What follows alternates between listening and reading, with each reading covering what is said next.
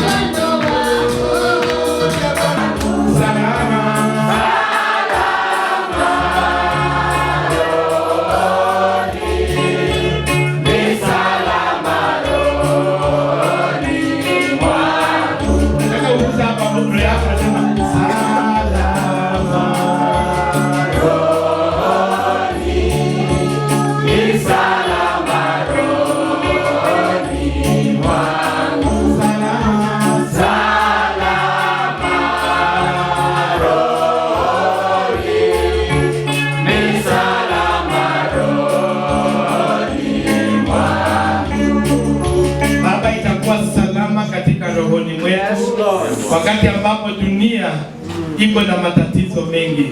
Wakati ambapo vijijini mwetu, wakati ambapo nchi yetu, wakati ambapo kijiji chetu, wakati ambapo viongozi wameshindwa, wakati ambapo ulimwengu yote haina nafasi na haina jawabu, Baba tunasema ni salama rohoni mwetu. Haijalishi ni nini, lakini itakuwa salama, itakuwa salama. Ni salama rohoni mwetu kwa sababu tunamwamini kwa jina la Yesu.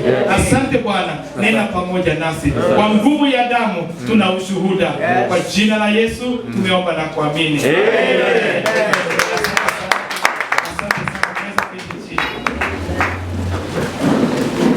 Ningependa kutoa salamu zangu na salamu ya jamii yangu ambayo wamenituma niweze kuwaletea hapa Galilaya Christian Church. Pokea salamu. Na pia ningependa kushukuru kwa sababu nimekuja hapa baada ya muda mrefu sana. Nafikiri ni more than last year, the other year. Ndio nilikuwa hapa.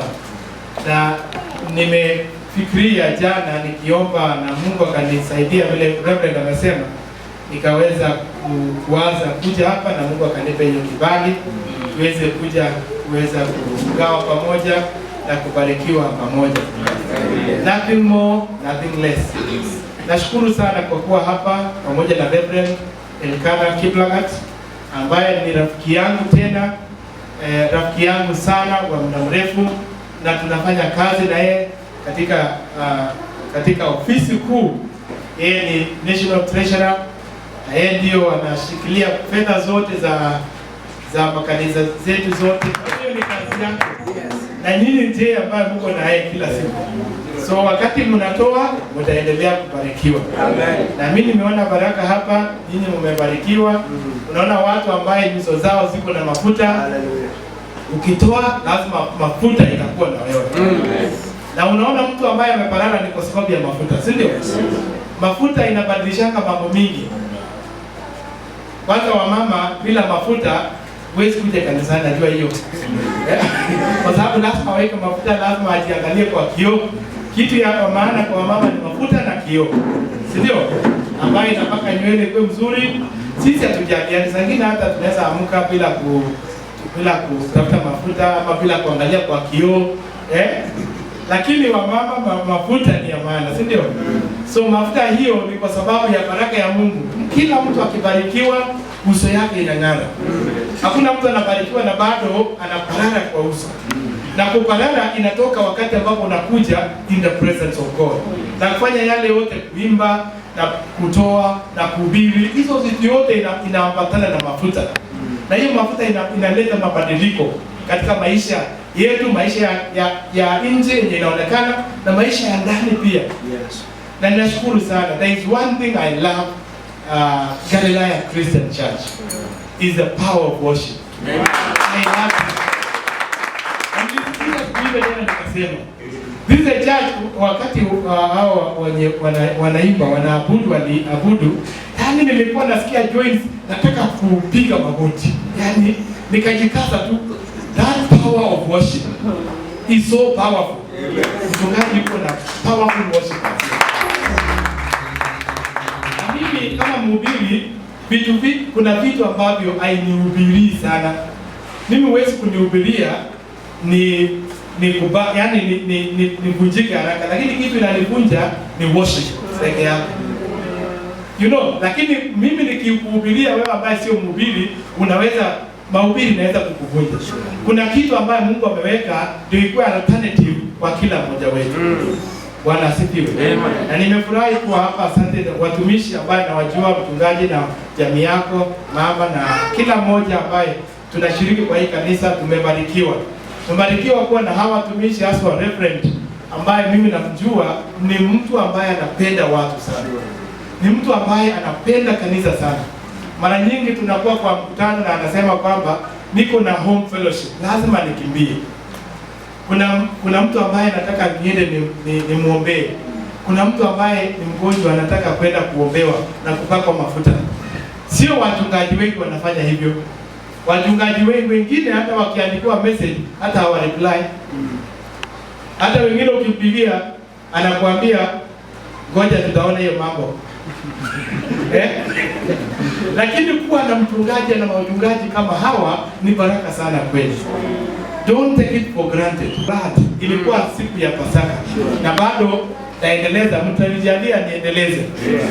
So tutaongea kuhusu the power of the msomaji wa kanisa, kitabu cha Kutoka mlango wa 12. Tutaanzia hapo alafu tuendelee. Mlango wa 12 mstari wa 13, lakini narudi nyuma kidogo.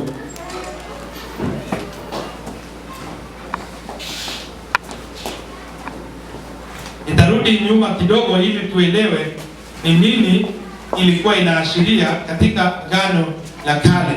Alafu tutakuja katika Agano Jipya. Tuone damu inafanya nini? Kazi ya damu iko na namna gani? Ukiwa sisi ambaye tumemwamini Yesu. Yesu huyu ambaye alituletea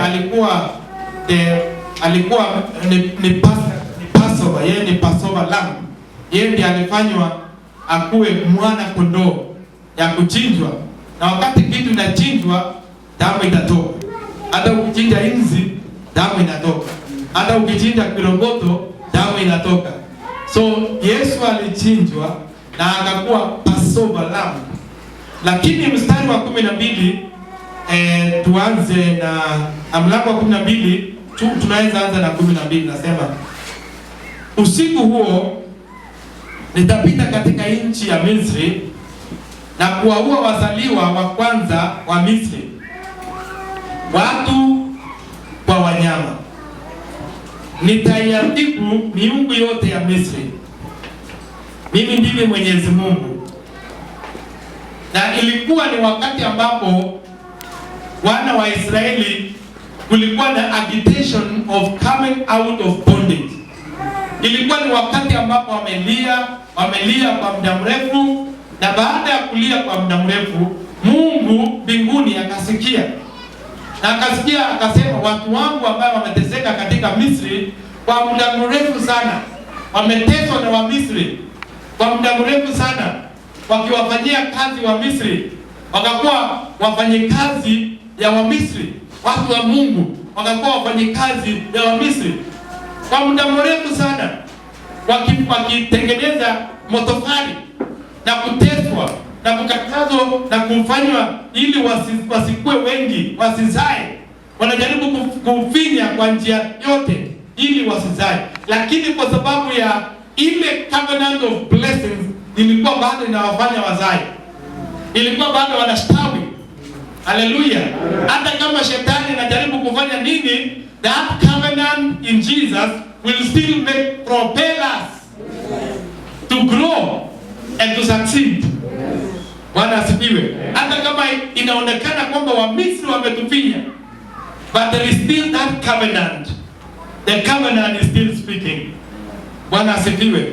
Lakini ikafika wakati ambapo Mungu anatoa wana wa Israeli kwa lazima waende kwa lazima katika nchi yao ambayo wamebarikiwa nayo, nchi ya ahadi, nchi ya maziwa na asali.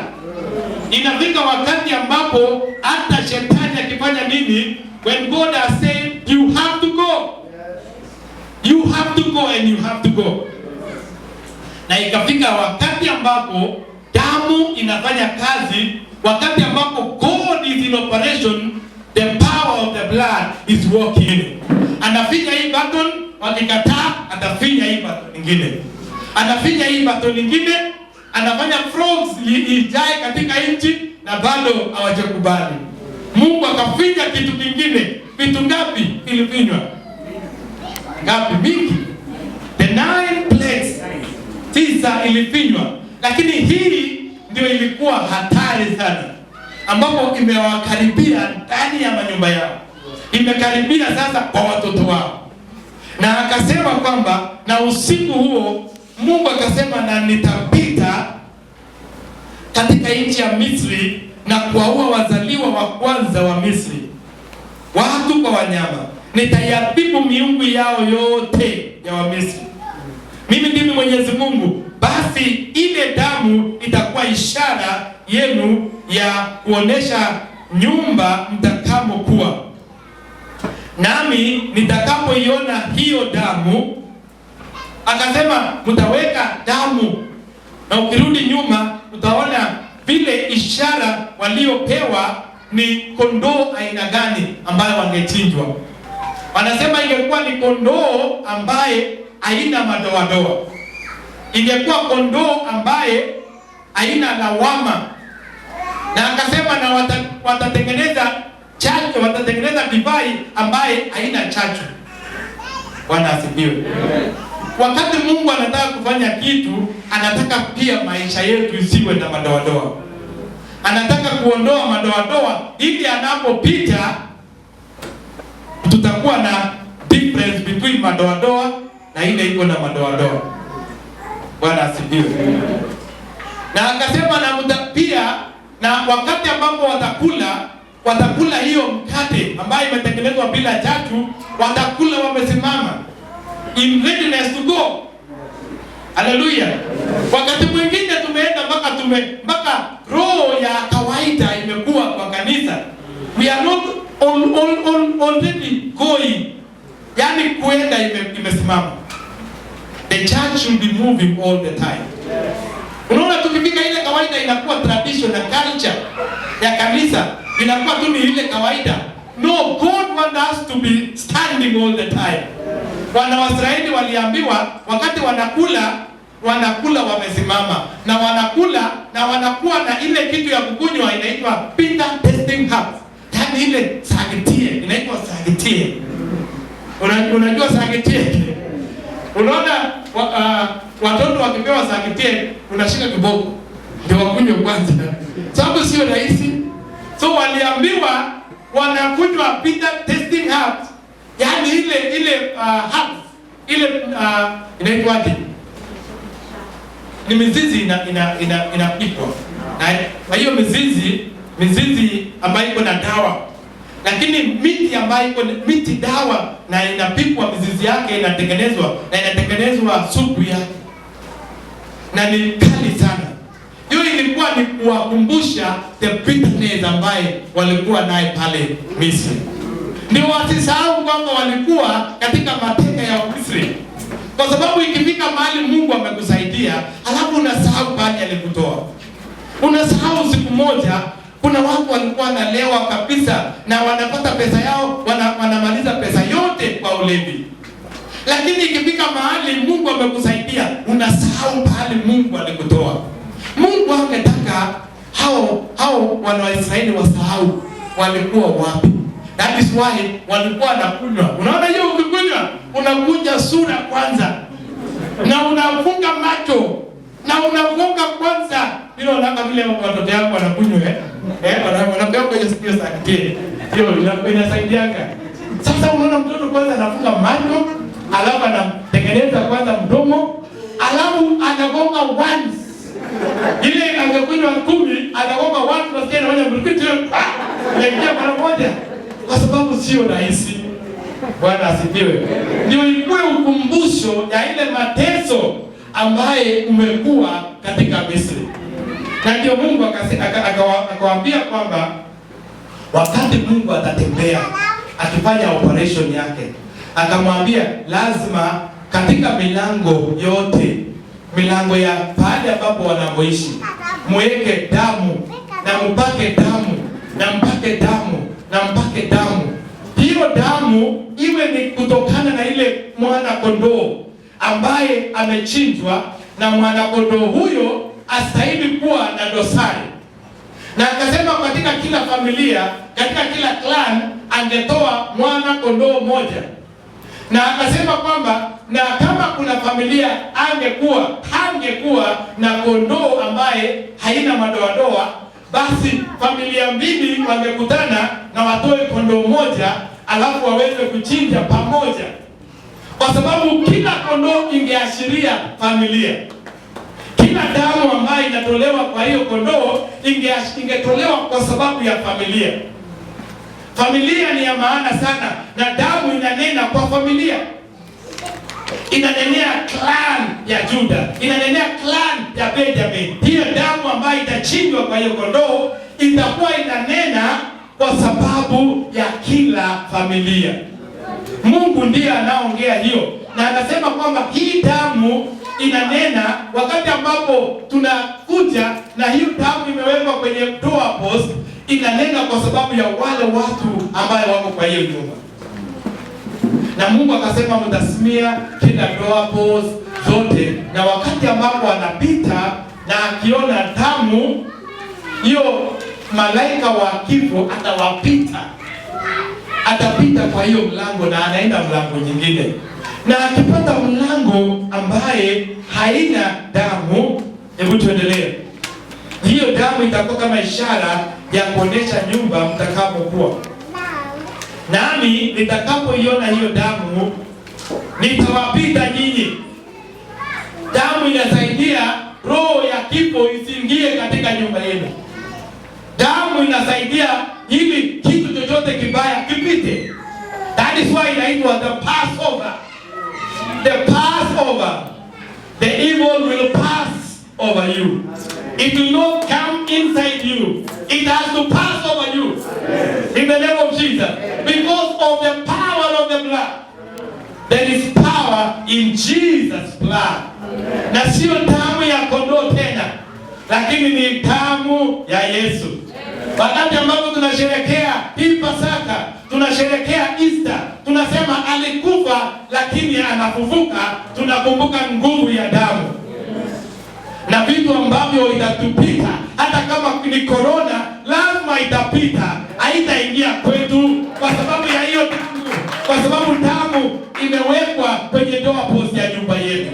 Haitaingia kukonsume wewe, haitaingia kukonsume member ya familia yako, kwa sababu ina represent familia. Hiyo damu, kwa sababu ikikuguza, imeguza familia. Ikiguza familia yako, imekuguza. Kwa sababu yako na kwa sababu ya damu ya Yesu utapitwa. Bwana asifiwe. Ndio akaendelea kusema, na vizazi hata vizazi mtaadhimisha tukio hilo kwa siku kuu kubwa kwa heshima yangu mimi Mwenyezi Mungu. Hilo itakuwa agizo la milele. Na inaendelea mpaka saa hii. Na alisema milele. Milele ni ile indefinite, haina mwisho.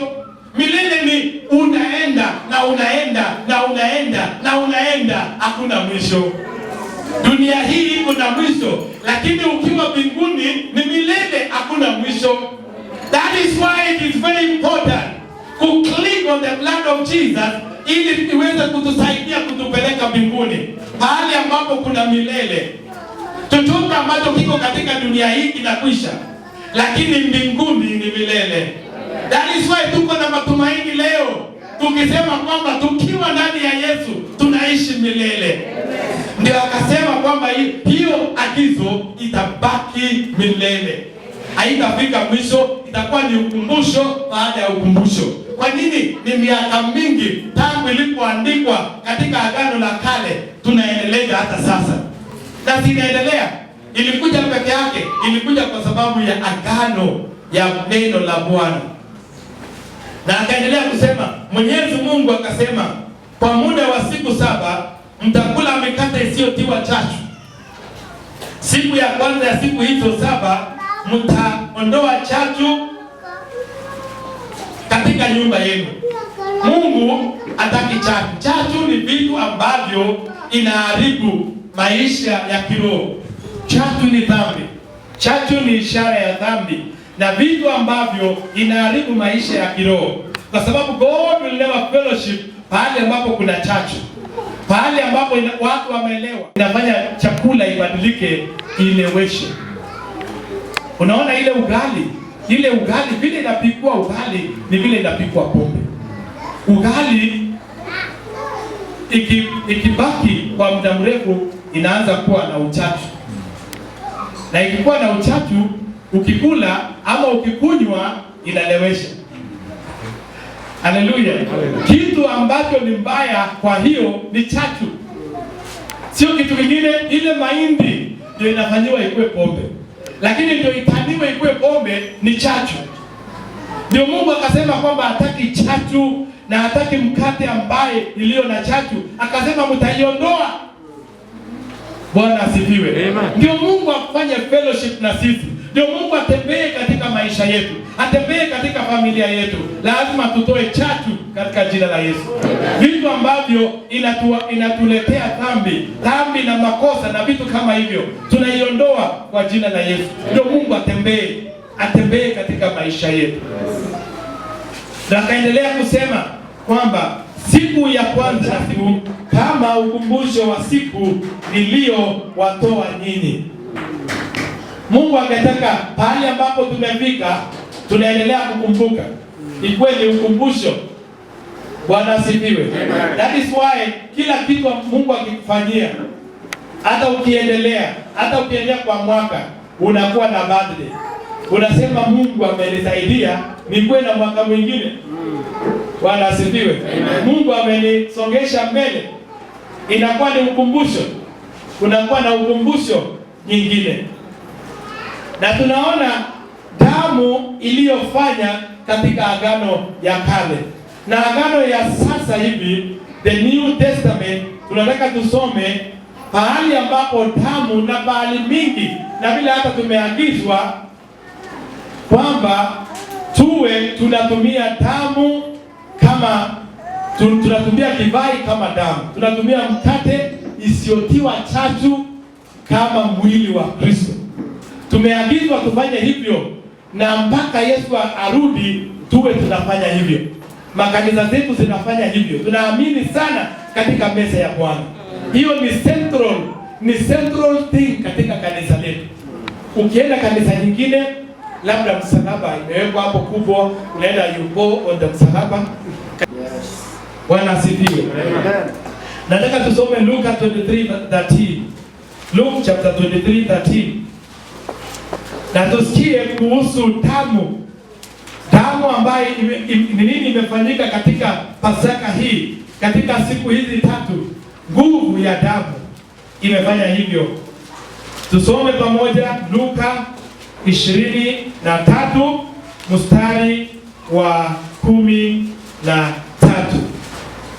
Na inasema namna hii. Hii inaongea siku ambayo Bwana Yesu Kristo alisulubiwa. Na before asulubiwe, kulikuwa na vitu ambavyo ilikuwa inasukuma watu kwa ile lengo la kusulubiwa. Haikuwa tu watu wabaya, ilikuwa ni watu hata wanaonekana walikuwa watu wa dini. Kina Mafarisayo walikuwa hapo wanalilia hiyo damu ya Yesu. Na wakati mwingine we claim them, we say Mafarisayo, Masadukayo, hawa watu walikuwa wabaya na walijifanya, but they were pushing Jesus so that we can have that blood. They were pushing Jesus towards a lengo ambaye siku ya leo kama haingekuwa hiyo, hatungekuwa hapa leo tukisema Yesu asifiwe. Na akasema katika hiyo 13, basi Pilato akaitisha mkutano na makuhani wakuu, viongozi na watu. Akawaambia, mmemleta mtu huyu kwangu mkisema kwamba alikuwa anawapotosha watu. In fact ilikuwa test kuonekana kama Bwana Yesu alikuwa na makosa. Akapelekewa Pilato. Na alipopelekewa Pilato akafanya test kwa sababu alikuwa mkuu. Pilato alikuwa kiongozi. Akafanya test yake, akafanya checks yake. Akauliza Yesu maswali. Amesikia vile watu wanasema. Akauliza maswali. Akasikia na akathibitisha kwamba huyu Yesu ana makosa. Hakuna makosa. Na Pilato akalete wale makuhani, wakuu wa makuhani, akawalete wote hapa, viongozi ya watu, akawalete hapa. Na akatangaza, akasema mimi sijaona makosa kwa huyu mwanaume. Hallelujah. Kwa sababu it was plain kwamba hakuwa na makosa. It was plain. This man was blameless. Hakuwa na makosa hata kidogo. Wanajaribu kumpina hapa, haishiki makosa. Wanajaribu kusema hapa, ati amesema atabomoa hekalu yote na ajenge in 3 days. Wanafanya hivyo lakini hana makosa. na ikaendelea namna hii.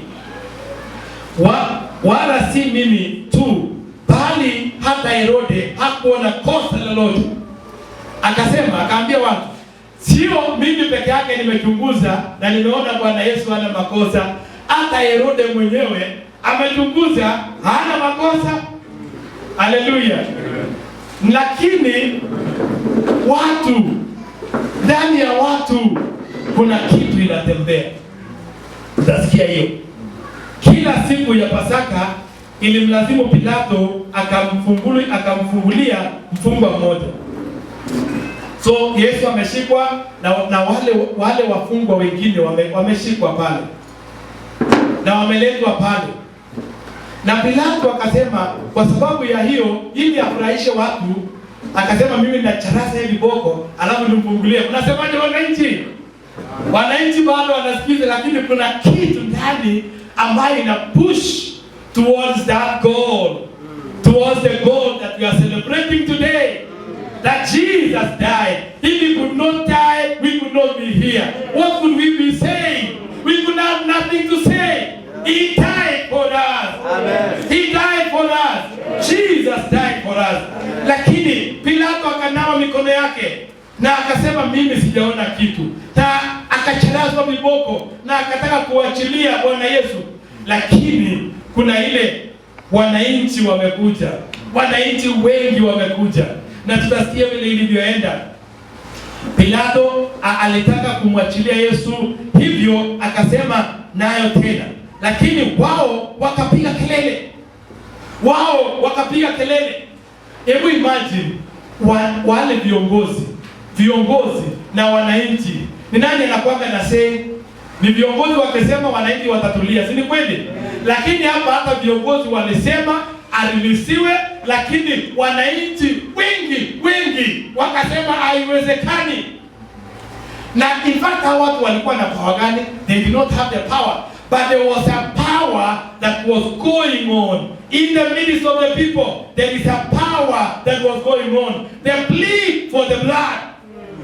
Yani ilikuwa inahitajika, hao watu walikuwa wamesumbuliwa, inahitajika damu itoke ndio waweze kuwa na relief.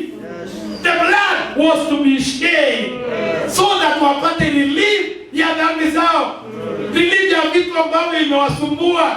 Kuna roho inatembea na watu wanaongea kwa roho moja, wanasema Bwana Yesu asulubiwe. Lakini wao wakapiga kelele wakasema musulubishe. The voice of the people wakasema wasulubishwe Bwana Yesu. Bwana asifiwe. I like this story. Now Pilato akamwambia mara 3, amefanya ubaya gani? Sioni kosa lolote kwake, anayestahili auawe. Kwa hiyo nitapiga viboko alafu nitamwachilia. Lakini wao wakazidi kupiga kelele kwa nguvu sana kwamba Yesu ni lazima asulubiwe. Mishoe sauti zao zikashinda. Bwana asifiwe. Kulikuwa na mtu alikuwa anaitwa Barabbas pale, ambaye alijulikana kwa sababu ya furugu. Kulikuwa na mauaji ilifanyika na amewekwa pale pia. Amewekwa pale na lazima mtu mmoja afunguliwe. Kuna sheria inasema siku kama hiyo mtu mmoja atafunguliwa. Kuna watu wawili wamepigiwa kura pale. Kuna Barabbas na kuna Yesu. Kuna Barabbas ambaye inajulikana katika mji yote kwamba amekosa furugu na mambo imefanyika ambaye sio mzuri. Na kuna Bwana Yesu ambaye rekodi zake ni clean mpaka chini. Mtu mmoja lazima afunguliwe. Kama ungekuwa hapo ungesema nani afunguliwe? Lakini ungekuwa hapa, ungekuwa unafanya nini hapa? Lakini hao wananchi kuna kitu ilikuwa inatembea. Kuna kitu katika roho zao haikuwa bado inawasaidia, vitu imekuwa mbaya. Na wakasema bila wao kujua. Wakasema huyu ndio anastahili kusulubiwa. Lakini kuna mtu mmoja anastahili kuteremshwa kutoka kwenye msalaba. Msalaba ilikuwa the worst form ya kufanyia wale watu wamefanya makosa baya sana, ilikuwa ni kuhakika kwenye msalaba. Hiyo ilikuwa punishment ya siku hiyo, ilikuwa punishment ya siku hizo. Na wakasema sasa Baraba na Yesu nani ateremshwe? Raia, watu wengi sana ambayo walikuwa wanahitaji damu, wakasema Baraba ashuka, kwa sababu damu ya Baraba hatuhitaji. Damu ya Baraba haiwezi kutukomboa, lazima ashuke chini aende zake. Lakini damu ya huyu tunahitaji damu yake, kwa sababu damu yake ni safi, inaweza kutuosha. Damu ya mtu mwizi, nini mngesema? Damu hizi ateremshwe, mwizi asulubishwe. Hata nyinyi kutoka Galilaya mmesema huyo mwizi angesulubishwa, huyo muuaji angesulubishwa, lakini damu yake kweli ingeteremka, hata ungekaribia hapo kweli. Damu yake, kwa sababu damu ya mtu mbaya, hata watu wakati wanashika kama mtu mbaya ameuliwa, watu wakaribia hapo. Si ni kweli? Hata ikidondoka kwa barabara, sasa unatembea unaenda kando, sababu ni damu ya mtu mbaya ilianguka hapa. Lakini hili ilikuwa damu isiyokuwa na dosari, damu ambayo ni safi, damu ambayo inatoka kwa mwana kondoo ambaye ana dosari hata kidogo. Na akasema na damu yake Yesu asulubiwe, kwa sababu tunahitaji damu yake. Damu yake iwe juu yetu na iwe juu ya watoto wetu. Na siku ya leo damu ya Yesu iko juu yangu mimi, iko juu ya watoto wangu, iko juu ya wajukuu wangu. Damu ya Yesu. Lakini sitaki damu ya Baraba, nataka damu ya Yesu.